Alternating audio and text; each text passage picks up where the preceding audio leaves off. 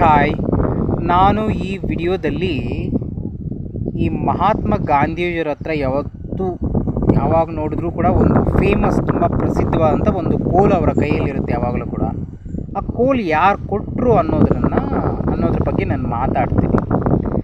First ಆ ಕೋಲ್ ಇದ್ದಿದ್ದು ಕನ್ನಡದ ಸಾಹಿತ್ಯಕಾರ ಅಥವಾ ಸಾಹಿತಿ ಗೋವಿಂದಪ್ಪ ಹತ್ರ ಒಂದು ಸ್ಟಿಕ್ ಇತ್ತು. ಅದನ್ನು ಅವರ ಫ್ರೆಂಡ್ಗೆ ಕಾಕಾ ಕಾಲೇರ್ಕರ್ ಅಂತ ಒಬ್ಬ ಸಾಹಿತಿ ಇದ್ದಾರೆ. ಈ ಗೋವಿಂದಪ್ಪ ಅವ್ರಿಗೆ ಗಿಫ್ಟಾಗಿ ಕೊಡ್ತಾರೆ.